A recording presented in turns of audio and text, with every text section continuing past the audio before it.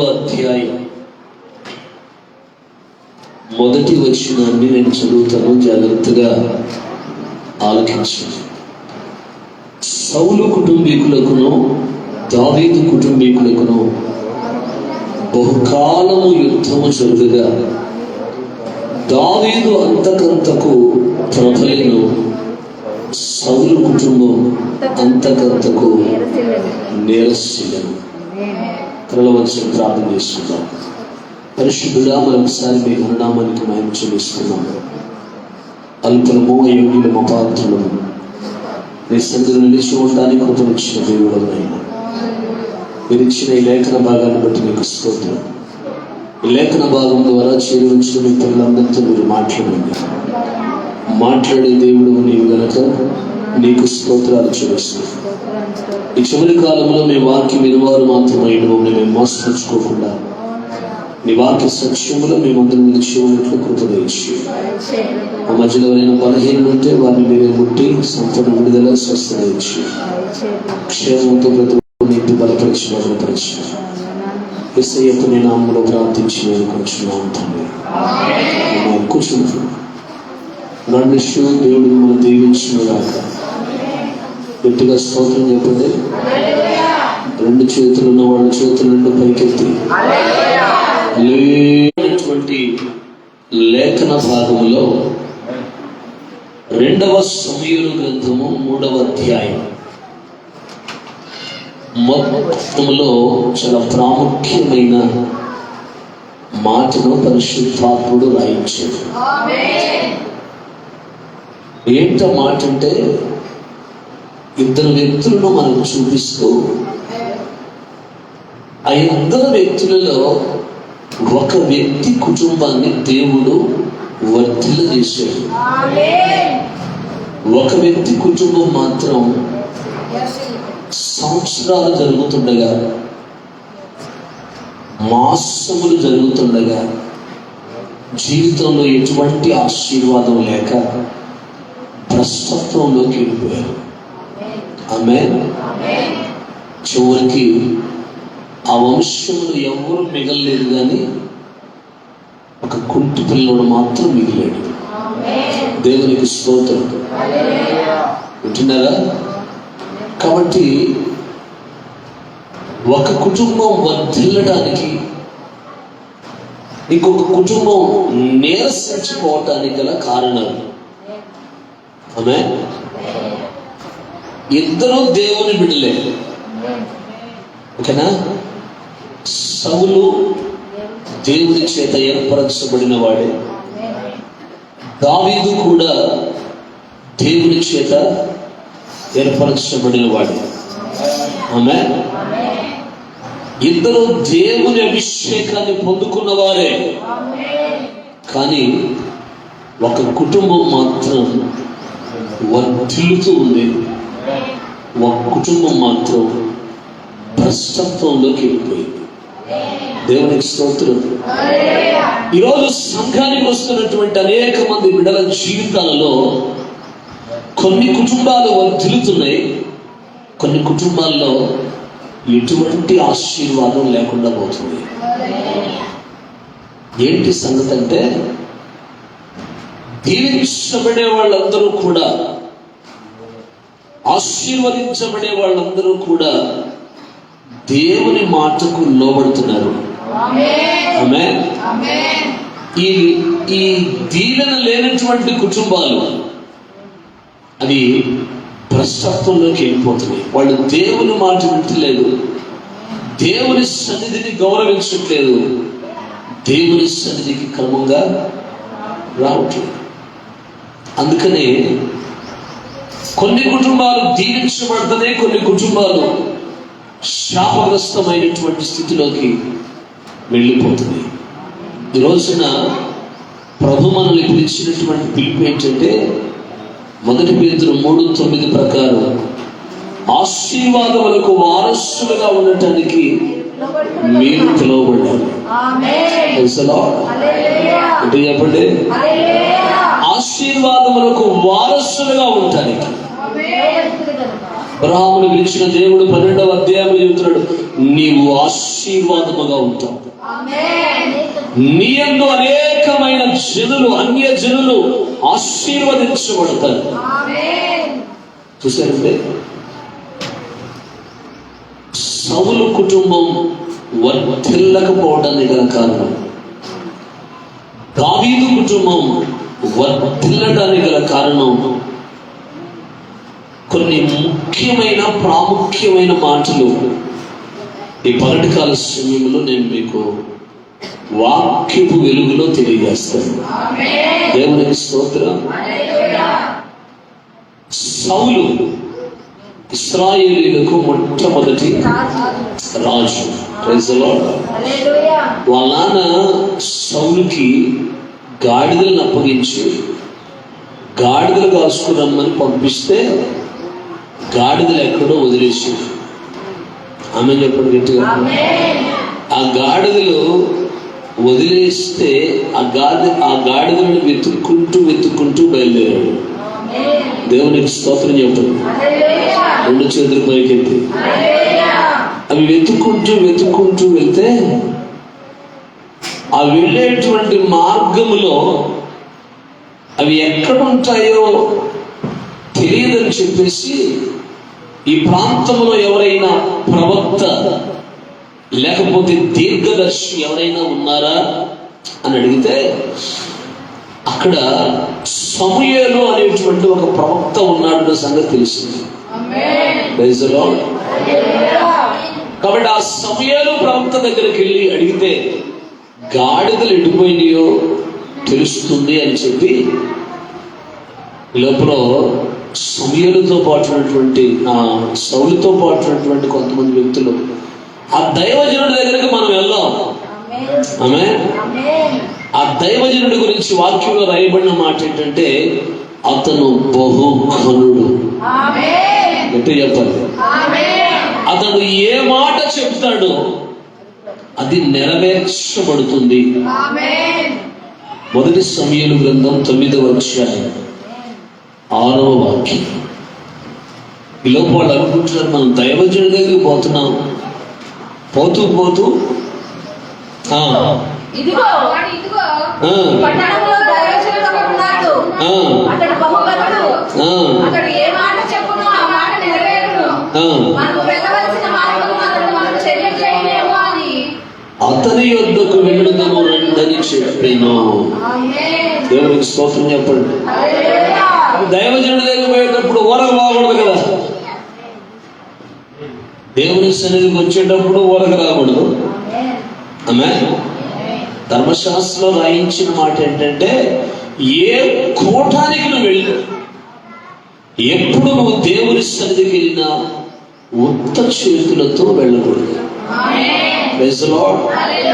కాబట్టి ఆ దైవజనుడి దగ్గరికి పోవాలంటే ఏదో ఒక బహుమానం తీసుకొని పోవాలి. మనం ఏం నేర్చుకున్నామంటే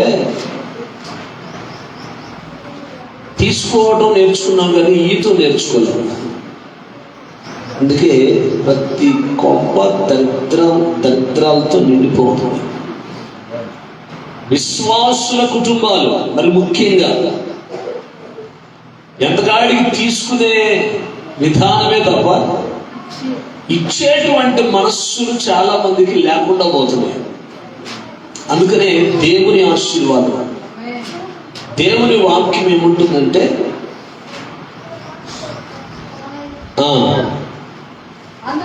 పుచ్చుకొనుట కంటే దేవునికి స్తోత్రం. పుచ్చుకొనుట కంటే ఇచ్చుట శ్రేష్టం అనే వాక్యం చదువుతుంటే మనదంతా రివర్స్ అయిపోతుంది. Praise the lord.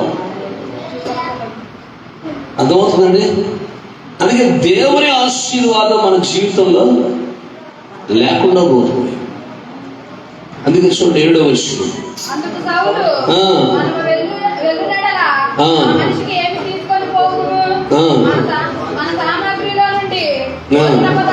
సరిపోయినవి ఆ దైవజనుడికి బహుమానము తీసుకొని పోవుటకు మనకేమీ లేదు కానీ మన పనివానితో చెప్పి మన యొద్ద ఏమి ఉన్నదని అడగగా వాడు సౌలుతో చిత్తగించుము, నా యొద్ద పావు దేవునికి స్తోత్రం కలుగును గాక. నా యొక్క పావుతలో వెండి ఉంది కాబట్టి ఆ వెండి తీసుకొని ఆ దైవజనుడి దగ్గరికి వెళ్ళి మన సంగతి అంతా ఆయనకి చెప్పి ఆ గార్ధభములు ఎక్కడికి పోయినాయో ఆ దైవజనుడి ద్వారా విచారించుకుందాము. Praise the lord. గట్టిగా రెండు చేతులు పైకి స్తోత్రం చేద్దామా? హల్లెలూయా. దైవజనుడి యొద్దకు వెళ్ళేటప్పుడు ప్రైజ్ ది లార్డ్ ఉత్త చేతులతో వెళ్ళకూడదు. Praise the lord. ఎక్కడికి వెళ్ళాలో ఆ వ్యక్తి దగ్గరికే దేవుడు నడిపించాడు. 9వ అధ్యాయం తర్వాత చదువుకుంటే 10వ అధ్యాయం మొదటి వచనంలో తైలపు బుడ్డి పట్టుకొని సౌలు తల మీద తైలపు పోసి అతను ముద్దు పెట్టుకుని, యెహోవా నిన్ను అభిషేకించి తన స్వాస్థ్యము మీద అధిపతిగా నియమించి ఉన్నాడు. కన్నుడు చదువులు గట్టిగా దేవుని నామానికి మహిమ కలుగును గాక. దేవుడు తన స్వాస్థ్యము మీద నిన్ను అధిపతిగా నియమించుకున్నాడు. గట్టిగా స్తోత్రం చెప్తాడు. రెండు చేతులు పైకెత్తి. కాబట్టి ఎన్నికలో దేవుని ఏర్పాటులో దేవుని చిత్తములో ఉన్నటువంటి దేవుని ప్రజలు దేవుడిచ్చినటువంటి రక్షణ భాగ్యాన్ని పోగొట్టుకోకూడదు. ఆమేన్. దేవుడు తన స్వాస్థ్యము మీద నిన్ను అధిపతిగా నియమించాడు. స్వాస్థ్యం అంటే ఏంటది? దేవుని స్వాస్థ్యం ఏంటి? పరలోక పట్టణమే దేవుని స్వాస్థ్యం. ఓకేనా? Praise the lord. ఆ స్వాస్థ్యానికి దేవుడు నిన్ను నన్ను అధిపతులుగా నియమించాడు. సౌలును ఎలాగైతే ఇశ్రాయేలీయుల మీద అధిపతిగా నియమించాడో ఈరోజు ప్రభు తన స్వాస్థ్యం మీద నిన్ను నన్ను అధిపతిగా నియమించాడు. మనమేం చేస్తున్నాం? అధిపతిని, నేను అధిపతిని, నేను అధిపతిని, నా స్వాస్థ్యం ఉందని ఎగురుకుండా తిరిగితే సరిపోయిందా? స్వాస్థ్యము కొరకు పోరాడండి అంటాడు. దేవుడిచ్చే స్వాస్థ్యము కొరకు దేవుని పిల్లలు పోరాడాలంట. ప్రతి అంగుళం కొరకు పోరాడాలి. దేవునికి స్తోత్రం. యేసయ్య అంటాడు, బలత్కారులు దేవుని రాజ్యమును ఆక్రమించుకుంటున్నారు. బలత్కారులు అంటే ఏంటి? దేవుని యొక్క రాజ్యాన్ని ఈరోజు ఈ దేవుడు మా దేవుడు మా దేవుడు అనుకునే వాళ్ళందరూ పోగొట్టుకున్నారు. కానీ బలత్కారుల మధ్యలో వచ్చారు. అన్యజనులు ఆయన స్వాస్థ్యాన్ని పొందుకుంటున్నారు. గట్టిగా స్తోత్రం చెప్పండి. Praise the lord. దేవుడు తన స్వాస్థ్యము మీద మనల్ని అధిపతిగా నియమించినప్పుడు మనం ఆయన మాట వినాలి. Praise the lord. మాట వినకుండా నువ్వు దేవుని సన్నిధిలో ఎన్ని ప్రార్థనలు చేసినా, ఎన్ని ఉపవాసాలున్నా, మాట వినకపోతే నీ జీవితంలో ఎటువంటి ఆశీర్వాదం ఉండదు. Praise the lord. గట్టిగా స్తోత్రం చెప్పండి. సమూయేలు ప్రవక్త సౌలుకి ఏం చెప్పాడంటే, నువ్వు ఒకసారి గిల్గాలుకు పోయి, ఆమేన్, గట్టిగా స్తోత్రం చెప్పండి, నువ్వు గిల్గాలుకు పోయి నేను వచ్చేంత వరకు నువ్వు అక్కడ ఉండు. గిల్గాలు. దేవునికి స్తోత్రం. అంటున్నారా? దేవుడు ఇశ్రాయేలు ప్రజలకు ఇచ్చిన ఆశ్రయపురాలలో అదొక ఆశ్రయపురం. Praise the lord. కాబట్టి అక్కడికి నేను వచ్చి దేవునికి బలర్పిస్తాను. నేను వచ్చిన దాకా వెయిట్ అండ్ సీ. ఆమేన్. ప్రభు మన జీవితంలో కార్యం చేసేంత వరకు మనం ఎదురు చూడాలి. వర్ధిల్లాలంటే ఎదురు చూడాలి. వర్ధిల్లాలంటే తప్పనిసరిగా ఎదురు చూడాలి. అబ్రహాము వాగ్దాన పుత్రుడి కోసం 25 సంవత్సరాలు ఎదురు చూశాడు. చెప్పండి గట్టిగా, దేవునికి స్తోత్రం కలుగును గాక. ఇశ్రాయేలీయులు తమ విడుదల కొరకు 400 సంవత్సరాలు ఎదురు చూశారు. మోషే దేవుని ప్రత్యక్షత కొరకు 80 సంవత్సరాలు ఎదురు చూశాడు. మనకేమో వచ్చి రాగానే 3 బిల్డింగ్లు కట్టాలి, సినిమా ఇల్లు అయిపోయింది, దిగుతున్నాయి గారు కోట వేసుకుని ఇంటి ముందు 4 కార్లు అటు జరగదు. సినిమా కాదుగా. దేవునికి స్తోత్రం. ఇది జీవితం. దేవుని కార్యాలు ఎప్పుడు కూడా ఆలస్యంగా జరుగుతాయి. ఆలస్యం అద్భుతాలను జరిగిస్తుంది. దేవునికి స్తోత్రం కలుగును గాక. కాబట్టి వెయిట్ చేయాలా, దేవుడు చెప్పిందాకా వినాలా. దేవుడు చెప్పిందాకా వినకుండా ఎక్స్ట్రాల్ చేసి నష్టపోయిన వాళ్ళు చాలా మంది ఉన్నారు. Praise the lord. 13వ అధ్యాయం మొదటి సమూయేలు గ్రంథం 8వ వచనం. సమూయేలు చెప్పినట్టు అతడు 7 దినములు ఆగి సమూయేలు గిల్గాలుకు రాకపోవడం, ఎన్ను తన యుద్ధను చెదిరిపోవడం చూచి దహన బలులు సమాధాన బలులు నా ఎదురు తీసుకురామని చెప్పి దహన బలి అర్పించెను. దహన బలి అర్పించాల్సింది ప్రవక్తలు, యాజకులు. ఎక్స్ట్రా చేయకూడదు. ఎక్కడ ఉండేవాళ్ళు అక్కడ ఉంటే మంచిది. పాటలు పాడాలి, ఆరాధన చేసేవాళ్ళు ఆరాధన చేయాలి, ప్రార్థన చేసేవాళ్ళు ప్రార్థన చేయాలి, స్తుతించేవాళ్ళు స్తుతించాలా, వాక్యం చెప్పేవాళ్ళు వాక్యం చెప్పాలా. వాళ్ళు ఈ పని వీళ్ళు ఆ పని చేయటం కుదరదు, అది చేయకూడదు.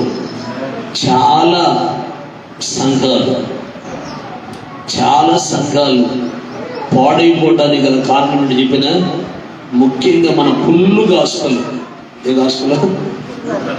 గాస్పల్ పాడుగా ఉండడానికి కారణం ఏంటంటే, ఎవరు చేసే పని వాళ్ళు చేయనీయకుండా ఎక్స్ట్రా చేయటాన్ని బట్టి ఊరికి 3-4 అయ్యేది. ఎందుకని చెప్పినా, ఉద్యోగం చేసుకునే వాళ్ళు తీసుకొచ్చి వాకింగ్ చెప్పించి, ఉద్యోగాలు చేసుకునే వాళ్ళ చేత ప్రభురాత్రి భోజనం ఇప్పించి, చివరికి సంఘాలనైనా భ్రష్టత్వంలో తీసుకుపోయాడు. ఈరోజు గట్టి సేవకుడు ఒక్కడు లేడు. గట్టి సేవకుడు, గట్టిగా వాక్యాన్ని ఉన్నదన్నట్టుగా బోధించేవాడు ఒక్కడు లేడు. Praise the lord. ఎందుకు నేను ఈ మాట చెప్తానంటే, ఎవరు చేసే పని వాడు చేయాలి. ఇప్పుడు ఏంటంటే, పాస్టర్ గారు అయితే పాస్టర్ గారికి కానుకలు ఇవ్వాలి, దశంభాగాలు ఇవ్వాలి, అన్నీ ఇవ్వాలి. అదే ఉద్యోగం చేసే వాళ్ళ చేత చెప్పితే, ఉద్యోగం చేసేవాడికి ఏమి ఇవ్వాల్సిన అవసరం లేదు, ఆమె డబ్బులు కాస్త మిగులుతాయి. కానీ అక్కడ దేవుని సన్నిధిలో ఈ మధ్యకాలం నాకు భయం పుట్టించినటువంటి ఒక వాక్యం ఉంది. ఏంటో వాక్యం అంటే, దేవుని సన్నిధి కంటే అహరోను కుమారులు అన్ని ఆజ్ఞలు తీసుకొచ్చారంట. వేరొక ఆజ్ఞలు తీసుకొస్తే దేవుడు వెంటనే కాల్ చేశాడు. ఏది అర్పణాన్ని కాదు, 2 కుమారులు. దేవుడు ఏర్పరచుకున్నటువంటి యాజకుడైన అహరోను బిడ్డల విషయంలోనే దేవుడు క్షమించకపోతే మనం క్షమిస్తాడా? వారి శత్రువు నా నోరు మూసుకొని మెలకుంటున్నాడంట అహరోను. ఏది ప్రభు ఇంత సేవ చేస్తే, ఐగుప్తులో నిజాలను తీసుకుంటే, ఏదో పసిపిల్లలు తెలియక ఏదో చెప్తే కాల్చేతిగా ప్రభు అసలు ఇది న్యాయమేనా అని ఎక్స్ట్రా క్వశ్చన్ ఏం మాట్లాడాలి. అర్థమవుతుందండి? చేయకూడదని, వేరొక అగ్నిని తీసుకురాకూడదు, వేరొక కార్యాలు చేయకూడదు. ఎవరు ఏది చేయాలో అదే చేయాలా. సంఘాలు పాడైపోవడానికి గల కారణం కదా. ఫుల్ గాస్పుల్ మినిస్ట్రీ ఫామ్లో ఉన్నప్పుడు హోసన్న మినిస్ట్రీ సోదిలో కూడా లేదు. అర్థమవుతుందా? గుంటూరులో గుంట గ్రౌండ్లో అలన్ విన్సెంట్ గారి ద్వారా మీటింగ్స్ పెట్టినప్పుడు మన పాస్టర్ గారు ఏసన్న గారు చిన్న మోపెడ్ వేసుకొని వచ్చి మీటింగ్ చూసిపోయాడంట. మీటింగ్ చూసి ఎక్కడ జరుగుతున్న మీటింగ్ లేడని ఒక్కడే వచ్చి లోనా మీద వచ్చి చూసిపోయాడంట. ఆయనేమో వాక్యములో దేవుడు ఏది చెబితే అది చేశాడు, అందుకని అది విస్తరించిపోయింది. మనదేమో మీరే చెప్పాలి, మనదేమో అంతరించిపోయే స్థితిలో. అందుకే నేను చెప్పేది, వాక్యములో దేవుడు ఏది చెప్పాడో అదే నీ సొంత వ్యవహారాలు కాదు. సొంత వ్యవహారాలు చేస్తే నష్టపోతావు, దెబ్బతింటావు, ఆశీర్వాదం ఉండదు కుటుంబంలో. సొంత పెద్ద. అందుకే నీ స్వబుద్ధిని ఆధారం చేసుకోకుండా నీ పూర్ణ హృదయంతో యెహోవా యందు నమ్మిక ఉంచు అంటాడు. అందుకే ప్రభువు తెలుసా, మనుషులు కల్పించు పద్ధతులు దైవోపదేశాలను చెప్పి నన్ను వ్యర్థంగా ఆరాధిస్తున్నారు. మనుషులు కల్పించేటువంటి పద్ధతుల జోలికి మనం వెళ్ళకూడదు. వాక్యంలో దేవుడు ఏం రాయించాడు, దేవుడు ఏది చేయమన్నాడు అదే చేయాలి తప్ప మనం ఇంకొకటి చేయకూడదు.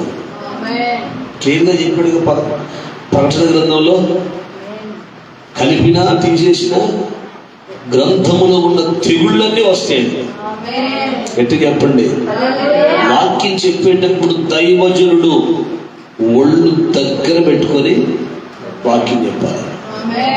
ఏదో నోటుకు వచ్చి ఏదో చేసి చెప్తే అది దేవుడు మెచ్చుకునేటువంటి పరిచర్య కాదు. దేవునికి స్తోత్రం.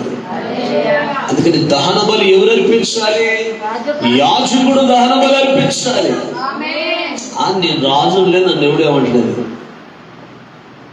సంఘాల్లో ఈరోజు సంఘ పెద్దలు పెత్తనాలు అయిపోయినాయి కదా. దేవునికి స్తోత్రం. సేవకుల మాట ఇట్లా, పెద్దల మాట మేమేం చెప్తే చేయాలి. మేము గంటసేపు చెప్పండి, వాక్యం గంటసేపు చెప్పాలి, అరగంట చెప్పండి, అరగంట చెప్పాలి. అందుకే సంఘాలు ఈరోజు భ్రష్టత్వంలోకి వెళ్ళిపోతున్నాయి. Praise the lord. మనము అలాగున చేయకూడదు. ఎట్టి చెప్పండి. అతడు దహన బలి అర్పించి చాలించిన వెంటనే సమూయేలు వచ్చును. సౌలు అతన్ని కలుసుకుని అతనికి వందనము చేయుటకై బయలుదేరగా సమూయేలు అతనితో, నీవు చేసిన పని ఏమని అడిగాను? జనులు నా ఎదురు చెదిరిపోవడం, నిర్ణయ కాలం నీవు రాకపోవడం, ఫిలిష్తీయుల పుష్పకుడి నేను చూచి ఇంకా యెహోవాను శాంతిపరచమని ఫిలిష్తీయుల గిల్గాలకు వచ్చి నా మీద పడుదుననుకుని నా అంతటా నేను సాహసించి దహన బలి అర్పించింది. సాహసించాడంట. దేవునికి స్తోత్రం. తప్పుడు ఎవరైనా చేయడానికి సాహసించిపోతారు జనం కదా. మంచి పని చేయడానికి మాత్రం సాహసం చేయదు, బాప్తిజం తీసుకోవడానికి సాహసం చేయదు. దేవునికి స్తోత్రం. చెత్త పనులు చేయడానికి మాత్రం సాహసించలేదు. విచారం. Praise the lord. విన్నారా? దేవుడు చూస్తున్నాడు. Praise the lord. జనం చెదిరిపోతే నీకెందుకు? ఏది ఏమైతే నీకెందుకు? నువ్వు రాజు ప్లేస్లో ఉన్నావు కాబట్టి రాజు ప్లేస్లోనే ఉండాలి. యాజకుడు బలర్పించేటువంటి ప్లేస్లో ఉన్నాడు కాబట్టి యాజకుడు బలర్పించటానికే ఉండాలి. ఆమేన్.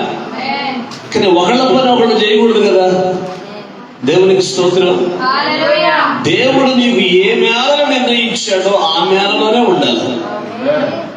అందుకే ఎక్స్ట్రాలు చేయకూడదు.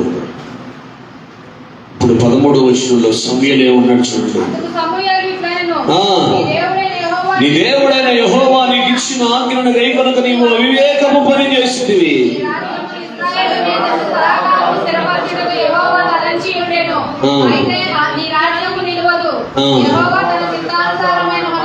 దేవునికి స్తోత్రం చెప్పండి. దేవుడు నిన్ను ఏ ప్లేస్ లో ఉంచాడో ఆ ప్లేస్ లో ఉండి పరిచయం చేయి, దీవించబడతాడు. కష్టాలు చేయకూడదు. చేస్తే ఏమైతే నీ కుటుంబము నిలవదు. ఆమేన్. నీ కుటుంబంలో నిన్ను తొలగిస్తాడు దేవుడు. నీకు ఇచ్చినటువంటి ఆశీర్వాదాన్ని దేవుడు తొలగిస్తాడు. Praise the lord. కాబట్టి ఏం చేయాలి? దేవుడు నీకు ఏ ఆధిక్యతను ఇచ్చాడో ఆ ఆధిక్యతను బట్టి ప్రభునామాన్ని ఏం చేయాలా? మహిమపరచాలా, ఘనపరచాలా. దేవునికి స్తోత్రం. ఏం లేదండి, కొంత కూడితే ఎక్కడ లేని గర్వం వచ్చింది. కొంత కూడితే అంతా కూడా కాదు, అంత కొంత. జేబులో 1000 రూపాయలు ఉంటే కళ్ళు ఏంటంటా ఏంటి తగ్గితే బాగుంటుంటాడు దేవుడు. 66:2 అదేగా ఏంటది? ఎవడు దీనుడై అలిగిన హృదయము గలవాడై నా మాట మీద వణుకుతూ ఉంటాడో అట్టి వానినే నేను దృష్టించుచున్నాను. దేవుని దృష్టి నీ మీదకి రావాలంటే నువ్వు వణుకుతూ భయంతో ఉండాలి. నేను రాజులే ఏమైనా చేస్తానని చెప్పేసి ఏదో ఒకటి చేస్తే చివరికి రాజు పోస్తే ఊస్ట్ అయింది. గట్టిగా స్తోత్రం చెప్పండి. ఊస్ట్. అందుకే దేవుని సన్నిధిలో దేవుని ప్రజలమైనటువంటి మనం, అందుకే దేవుడు తన చిత్తానుసారమైన మనస్సు గల ఒకరిని కనుగొన్నాడు. గట్టిగా స్తోత్రం చెప్పండి. 2 చేతులు పైకెత్తి. అర్థమవుతుందా? దేవుడే సౌలుకు ఆధిక్యత ఇచ్చాడు. ఆమేన్. సౌలు దేవుని మాట వినకపోతే దేవుడే సౌలును రాజ్యములో నుండి తొలగించాడు. ఆయన ఏదైనా ఆయన ఇవ్వగలడు, నిలబెట్టగలడు, పడగొట్టగలడు. ఆయన ఏదైనా ఆయనకు సమస్తము సాధ్యమే. ఇది సౌలు దరిద్రతలోనికి పోవటానికి గల ప్రాముఖ్యమైన కారణం. నెంబర్ 2, రెండో చెప్తాను చూడండి ఒకసారి. 1 సమూయేలు గ్రంథము 15వ అధ్యాయం. ఇక్కడ తర్వాత చదువుకోండి, నేను క్లుప్తంగా చెప్తాను. దేవునికి స్తోత్రం. సౌలుతో దేవుడు చెప్పిన మాట ఏంటంటే, నీవు పోయి అమాలేకీయులందరినీ చంపేసేయమన్నాడు. శేషము మిగిల్చకూడదు. దేవుని సన్నిధికి వస్తున్నటువంటి మన జీవితాల్లో ఉన్నటువంటి పాపిష్టి కార్యాలన్నీ తొలగించాలి. వింటున్నారా? 1, 2 మనకి ఇష్టమైన కార్యాలు మన దగ్గర ఉంచుకున్నాం అనుకో, ఏమైంది? అవే నిన్ను నాశనానికి తీసుకుపోతాయి. మనం ఏం చేస్తామంటే, మనకి బాగా ఇష్టమైనవి కొన్ని ఉంచుకుంటాం, మిగతా మొత్తం తొలగిస్తాం. దేవునికి స్తోత్రం. అదే దేవుడు అంటాడు, దేవునికి వ్యతిరేకమైన ప్రతి కార్యము నీలో నుండి ఏం కావాలా? అది చిన్నదైనా, లోకంలో సామెతలు చిన్న పామునైనా ఎందుకో చీపురు పొలతో పట్టకూడదా? పాము పిల్లలు. ఏ పాపం? అది విషం కాబట్టి దాన్ని పెద్ద కర్తలు ఉంటుంది. అందుకే పాపం అది చిన్నదైనా, సీరియల్ పాపమైనా, సినిమా పాపమైనా, బూతులు తింటే పాపమైనా, అది ఏ పాపమైనా సరే దేవుని సన్నిధిలో దాన్ని ఏం చేయాలి? పూర్తిగా చంపేసేయాలి. చెప్పండి, ఏం చేయాలి? ఎట్టి చెప్పు, చంపేసేయాలి. చంపకపోతే ఏమవుతుంది? నువ్వు కనపడవు, నీలో ఉన్న పాపమే కనపడుతుంది.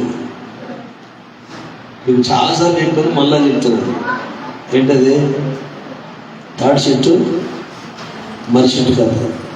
చెప్పానా? భయంకరమైన తుఫాన్ అంట. జాగ్రత్తగా, భయంకరమైన తుఫాన్. మరింత నువ్వు ఎగురుకుంటూ పోయి తాటి చెట్టు త్వరలో పడదాం. తాటి చెట్టు ఎవరన్నా వచ్చావు ఎప్పుడంటే అది అన్నదంటే నేనంతా నా బతికెప్ప చెప్పు. అదో తుఫాన్ కదా, ఆ మూలను కూర్చుంటాను, తెల్లాగా వెళ్ళిపోతాను. తుఫాన్ అయిపోవాలి, వెళ్ళిపోతాను అయ్యా అంట. సరేలే, నేను నువ్వెంత నీ బతుకంతామంటే అడుగుంటే ఏది తాటి చెట్టు వెళ్ళాలంటే తుఫాన్ అయిపోయింది. ఏం ఇంకా ఉన్నావు, ఆగింది అని అంటే మళ్ళీ అంటాను నేనెంత నా బతుకెంత, ఏదో ఒక మూలన పడి ఉంటాగా, ఒక మూలన పడి ఉంటాగా అన్నదంట. ఏంటది? మర్రి విత్తనం. దేవునికి స్తోత్రం. సంవత్సరాలు గడిచిపోయినాయంట.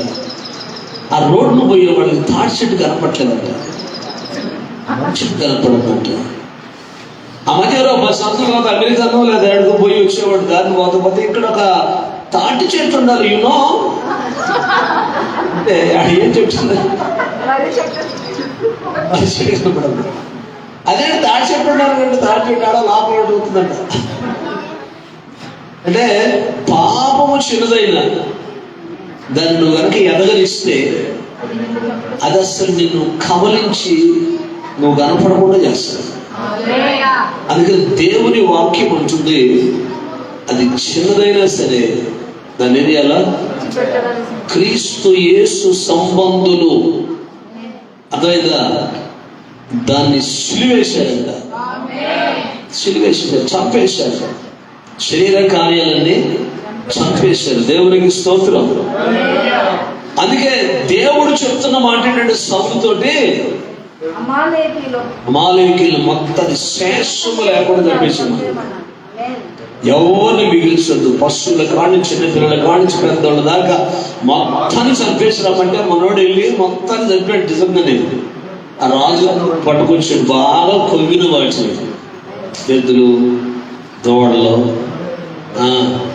అన్ని కట్టేసుకొచ్చి దొడ్లో కట్టేసుకొని ఏమి ఎగనోళ్ళలాగా వచ్చేసాడు. ఇదంతా దేవుడు చూస్తున్నాడు. గట్టిగా స్తోత్రం చెప్పండి. దేవుడు ఎప్పుడు కూడా ఆది కాండంలోనే సృష్టి క్రమాన్ని చేసిన దేవుడు అంట నరులను చేసినందుకు సంతాపపడ్డాడు. ఒక్కోసారి తలకాయ కొట్టుకుంటూ చూసావా, అబ్బా వీడు పుట్టకుండా బాగుండేది. దేవుడు కూడా అంట భూమి మీద నరులను చేసినందుకు సంతాపపడ్డాడంట. అలాగే దేవుడంట సౌలును రాజుగా నిర్ణయించినందుకు నేను పశ్చాత్తాపడుతున్నాను అంటాడు. చదవండి ఒకసారి. మొదటి సమూయేలు గ్రంథం 15:10. అప్పుడు యెహోవా వాక్కు సమూయేలుకు ప్రత్యక్షమై ఇలాగ సెలవిచ్చెను,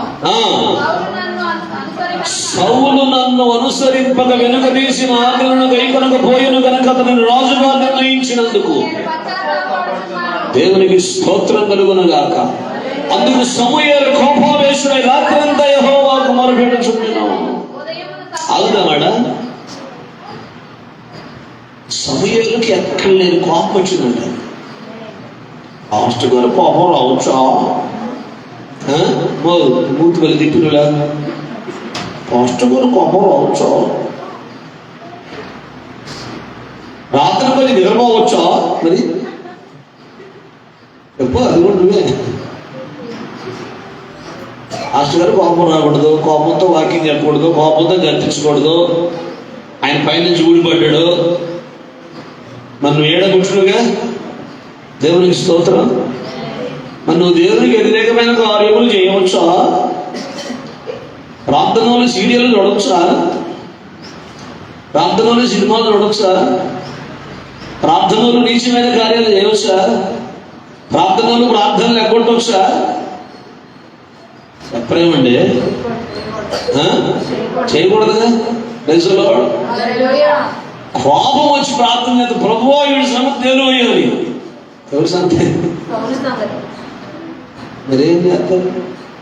చెప్పి చెప్పి చెప్పి చెప్పి నోరు పోతుంటే ఇంకేం చేయాలి? ప్రార్థన, ముగింపు ప్రార్థన చూసుకోయా ప్రభువా, వాళ్ళని చూసుకో. అసలు లోబట్లేదు, లోబడనల్లని ప్రజలను ఆయన.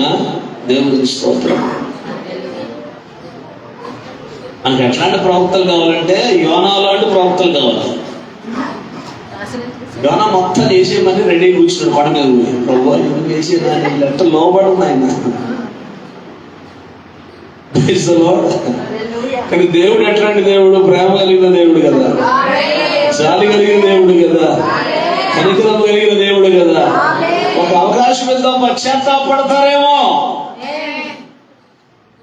అందుకే నేను నేనే వెళ్ళిపోకుండా తర్శిసిపోవటం వాడికి. నాకు తెలుసు నువ్వు వాడు మాకు అంటే నువ్వు కనికరిస్తావని నాకు తెలిసే ముందు నేనే వెళ్ళిపోకుండా తర్శిస్తుంది. నాకు తెలుసు నేను ఇట్లాంటి పని చేస్తామని. నన్నేమో తిమింగల కడుపులో పంపించావు. నీకు ఎంత లేదని నేను నాకంటే నీకు వాళ్ళే ఎక్కువ లేదు. మాస్టర్ గారి కంటే విశ్వాసం దేవునికి ఎవరంటే ప్రేమ. అందుకే మీ ఆటలు చదువుతుంది దేవునికి స్తోత్రం ఎట్ట వచ్చినాం కానీ కన్నా మెడలేదు దయా మెడలేదు ప్రేమ మెడలేదు ఒకరితో జాగ్రత్త. ప్రైజ్లో మీరు అంతకాడికి ఏమనుకుంటారంటే మోక్షలకి రెండు తీర్పులు అంటారు అనుకుంటారు. నీకు ఒకసారి వస్తుంది, లోపడకపోతే అంతే. ఎన్నిసార్లు గద్దించినా లోపడిన వాడు మనకి తిరిగి లేకుండా హఠాత్తుగా నాశనం అవుతాడంట. ఒకసారి ఠాములు పడింది విడిగొంతే సమతలో. నాకు అంటగా దేవునికి స్తోత్రం దుష్టుల తల మీద లేదు వాక్యంలో అడుగుతారు. ఆ టమాటో షాప్ అంటున్నారు, షాంపాలు పెట్టవచ్చు అంటున్నా. నేను పెట్టానా చప్పుడు మూత వేసుకోను. నేను పెట్టానా 28వ అధ్యాయం చెప్పలేనా? మాట ఇంటే ఈ ఆశీర్వాదాలు మొత్తం నీకు అనడా, మాట కొద్ది శాపాలను నీకు అనడా. మాస్టర్ శాపం పెట్టవచ్చు అని అంటూ జరిగిద్దండు. మేము ప్రవక్తలమా? దేవునికి స్తోత్రం కలుగును గాక. గట్టిగా చెప్పండి. మేము ప్రవక్తలమండి. మేమంటే జరగడానికి మేమంటే జరగలా, నీ ప్రవర్తన బట్టి నీకు జరిగింది. దేవునికి స్తోత్రం కలుగును గాక. అందుకే సమూయేలు కోపావేశుడై రాత్రంతా యెహోవాకు మొరపెట్టుచుండెను. Praise the lord. బ్రాహ్మణుడు బాగా బలిసినది ఆదివారం వేసుకోవడానికి వచ్చినప్పుడు 2-3 తెగిపడి ఉండే తలకాయలు మీరు చూస్తూనే బాబు తలకాయలు తెగిపడి 2 దేవునికి స్తోత్రం. పాపం ఈ పాపిష్టి గుంపు రోజు ఆదివారం 3-4 మనకాడే 3-4 గంటకి దేశం అంతా దిగుతున్నాయో. శుభ్రంగా దొడ్లో కట్టేసుకొని ఏ నిరుడులాగా పాస్ గారి ముందు నిలబడ్డాడు.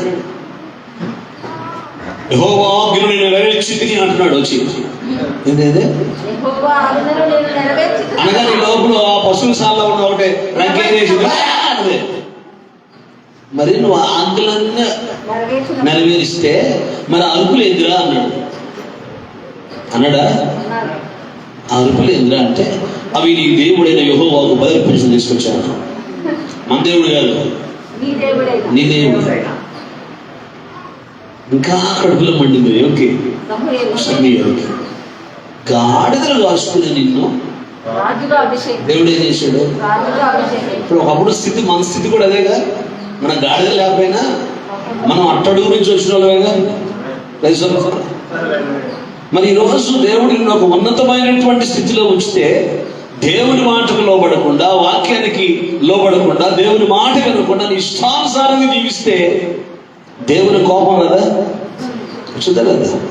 ప్రైజ్ ది లార్డ్ అంటాడు. అవి నీ దేవుడైన యెహోవాకు బలర్పించి తీసుకొచ్చాను. దేవునికి స్తోత్రం కలుగును గాక. ఇప్పుడు చదవండి ఒక మాట 22వ వచనం.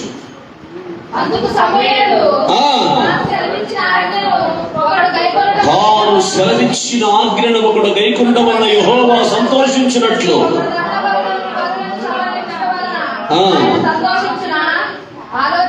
దేవునికి దహన బలుల మీద ఇంట్రెస్ట్ లేదు, దేవునికి దశమ భాగముల మీద ఇంట్రెస్ట్ లేదు, దేవునికి ప్రథమ ఫలాల మీద ఇంట్రెస్ట్ లేదు. దేవునికి ఇంట్రెస్ట్ ఏంటంటే నువ్వు మాట విని ఏం చేసినా అంగీకరిస్తాడు ఆయన. నువ్వు ఆయన మాట విని దశమ భాగం ఇచ్చినా ప్రథమ ఫలం ఇచ్చినా ఏది ఇచ్చినా తీసుకుంటాడు. కానీ మాట వినకుండా ఏం చేసినా నీ జీవితంలో అది ఎటువంటి ఆశీర్వాదాలు తీసుకురాదు. ఆలోచించుము. ఆమె బలులు అర్పించుట కంటే ఆజ్ఞను గైకొనుటయు, పొట్టేళ్లను అర్పించుట కంటే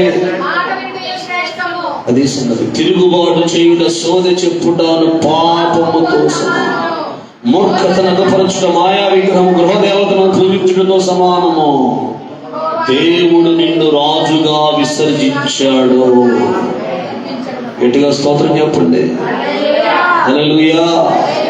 అసలు భయంకరమైన మాట ఏందో వచ్చిన అంటాడు చూడండి.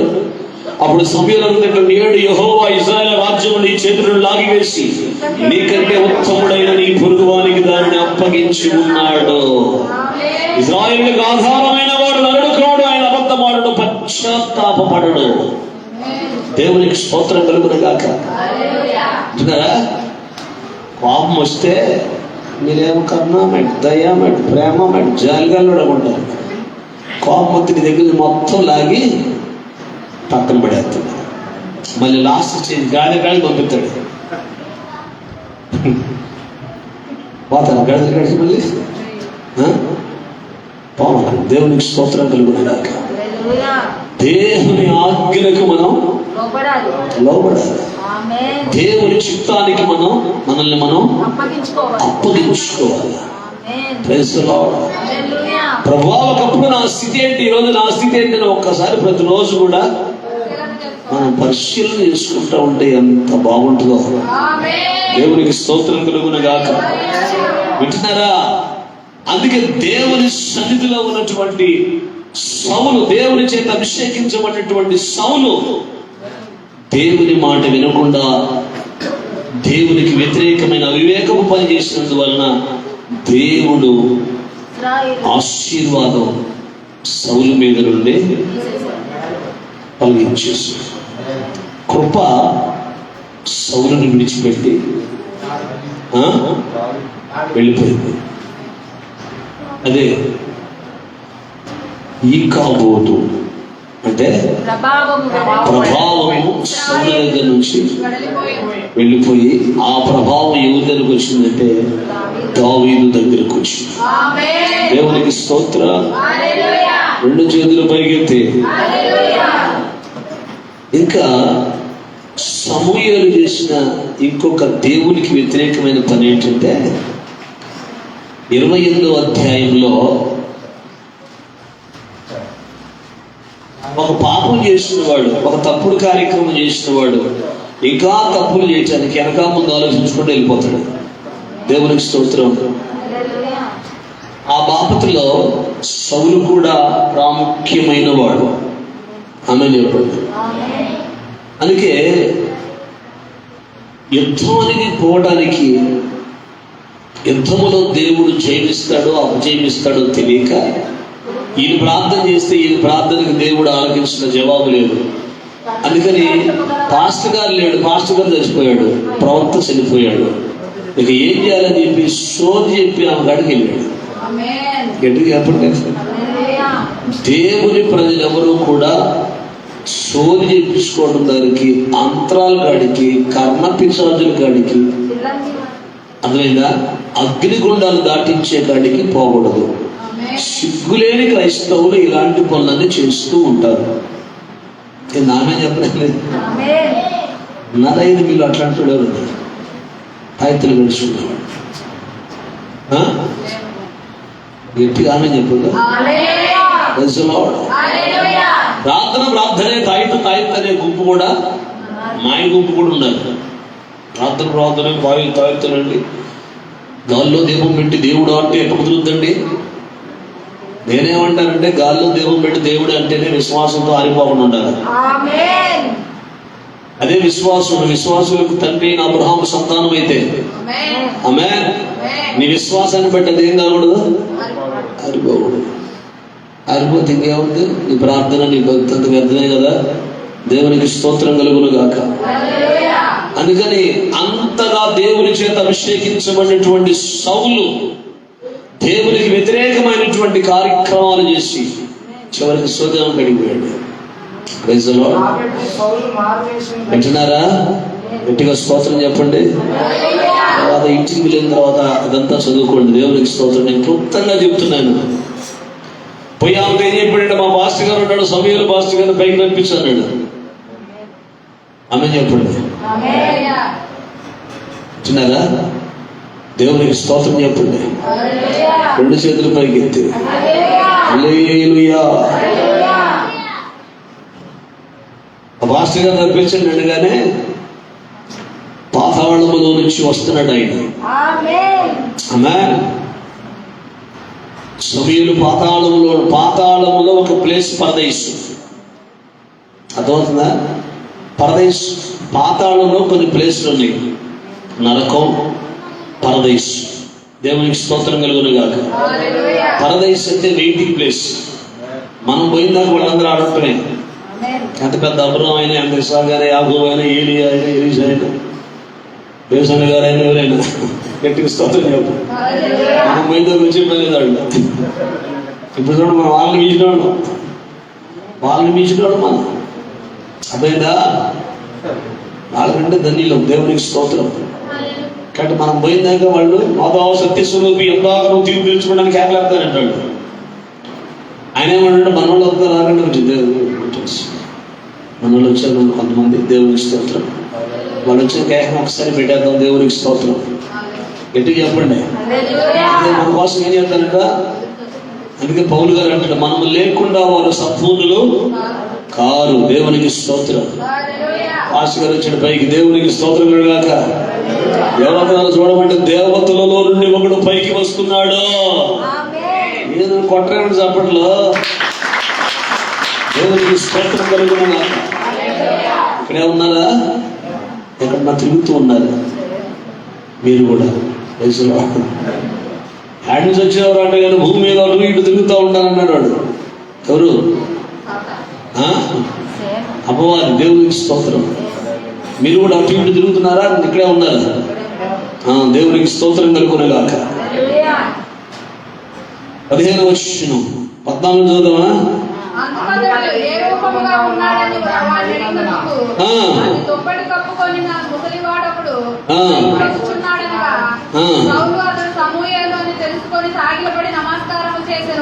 నమస్కారం చేస్తున్నాడు. దేవునికి స్తోత్రం కలుగును గాక. బతుకున్నప్పుడు చేయొచ్చుగా. చెప్పండి. లోబడొచ్చుగా సేవకుడికి. కాబట్టి సేవకుడికి లోబడు, దేవునికి లోబడు, వాక్యానికి లోబడు. మరి ఎవరికి లోబడతావు? నేను సౌతానికి లోబడదంటారా?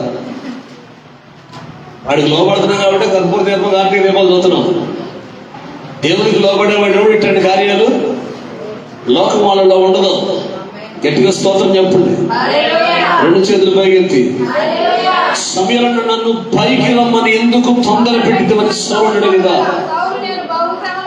నేను బహుశ్రమలో ఉన్నాను.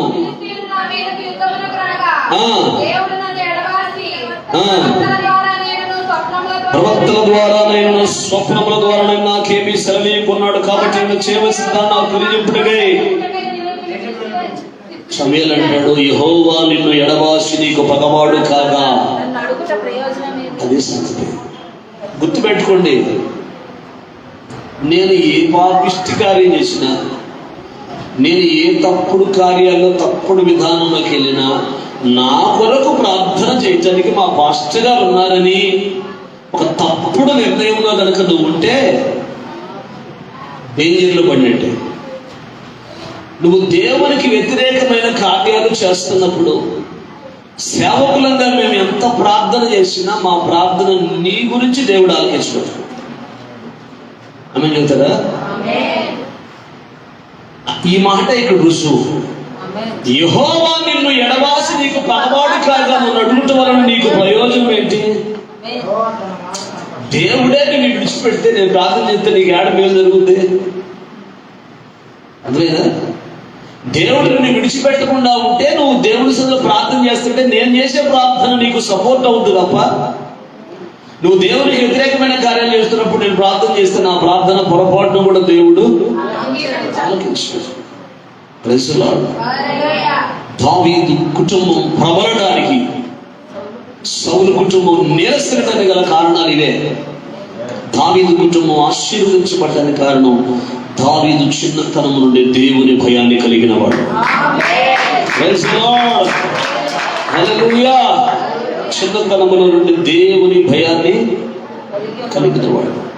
దేవునికి స్తోత్రం కలుగును గాక. దేవుని వాక్య క్రమములో జీవించిన వాడు, దేవుని సన్నిధిలో తను మైమరిచిపోయేవాడు. దేవుని సన్నిధిలో నిలబడ్డాడంటే, పాట తీసుకున్నాడంటే, యెహోవాయే నా కాపరిగా నాకేమీ కొదువను. వింటున్నారా? గొర్రెలు కూడా మేత మేయకుండా ఎంత చొప్పటి ఆమేన్. చమత్కారంగా వహిస్తున్నాడు. ఆమేన్. ఏంటది? సితారా. సితారా చమత్కారంగా వాయిస్తున్నాడు. ఇక ఆ వాయింపుడి స్టార్ట్ చేసినంటే అక్కడ అక్కడ నోరు ఏంటిగా పోయిందా? పాట ఎత్తిన దేవునికి స్తోత్రం. మనం పాట ఎత్తింది శివుని కూడా రక్తం వస్తుంది. మా పాట దేవునికి స్తోత్రం. అంతే బాగుంటుందిలే. ఆయన పాట పాడితే వెనుసొంపుగా ఉంటుందంట. పరవశించిపోతారంట. పరవశించి పాడుచు పరవళ్ళు త్రొక్కేద. పరవళ్ళు దొరుకుతాడంట దేవుని సన్నిధిలో. మనమేమో కుటుంబం చూసుకుంటే వర్షోత్తుగా అదనం ఆవేశం కట్టింది, ఏమేషం కట్టింది. కళ్ళు మూయామాట. కళ్ళు మూయే దేవుడు వచ్చి దర్శించే టైంలో కళ్ళు తెచ్చి 2 సంవత్సరం అటు ఇటు ఇంకేం దర్శించడం. సిస్టర్ అందరూ చదువుతుంది అటు ఇటు. ఎందుకు ఈ సిస్టర్ తన ఆకలి చూడలేదు వెళ్ళిపోతారు ఆయన. అందుకని స్తుతి ఆరాధనలో ఏం చేయాలా?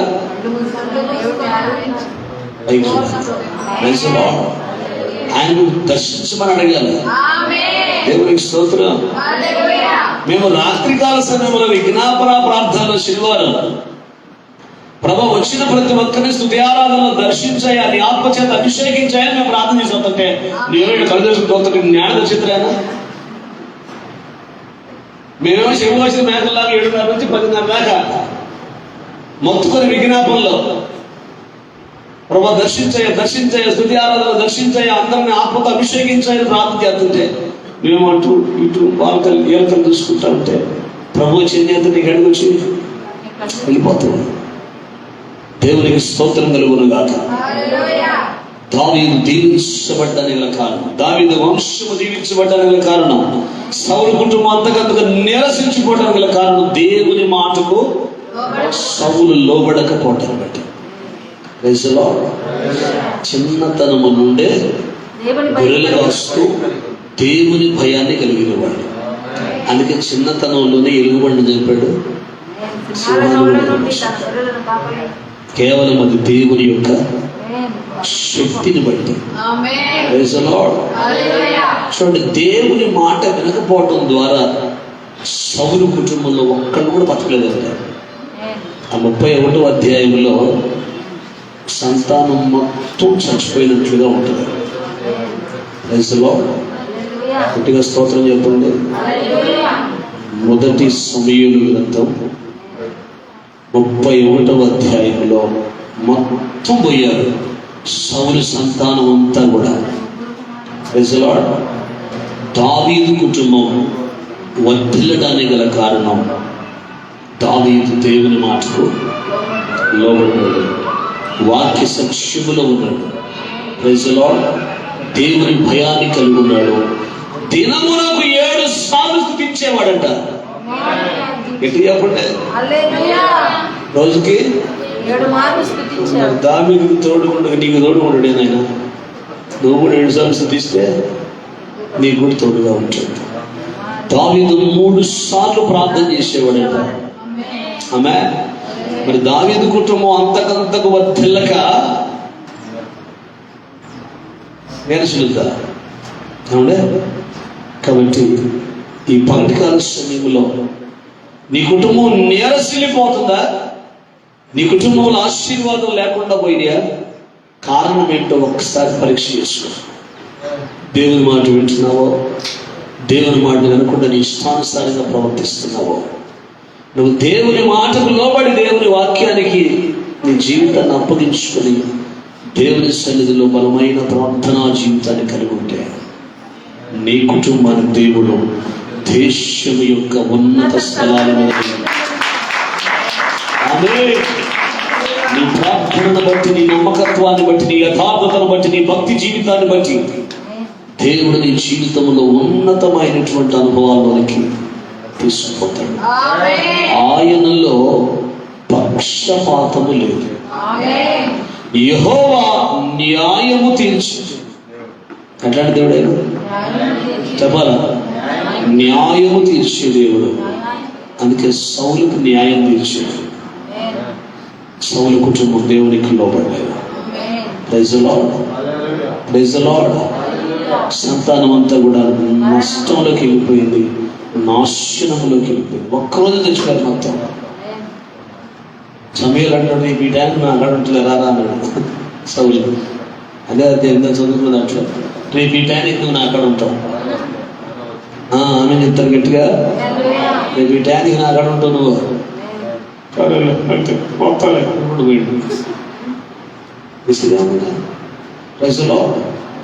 అందుకని భూమి మీద బ్రతికినన్ని దినాలు మనం భూ సంబంధంగా దీవించబడాలి, పర సంబంధంగా దీవించబడాలంటే ఏం లేదని మాట ఏంటి, మాటకు లోబట్టం, వాక్యానికి లోబట్టం, దేవుని సంధిలో భయభక్తులు కలిగి ఉంటాం, బలమైన ప్రార్థనా జీవితాన్ని కలిగి ఉండి దేవుని కృప కొరకు మనం కనిపెట్టుకుంటే తప్పనిసరిగా వర్తిల్లుతాం.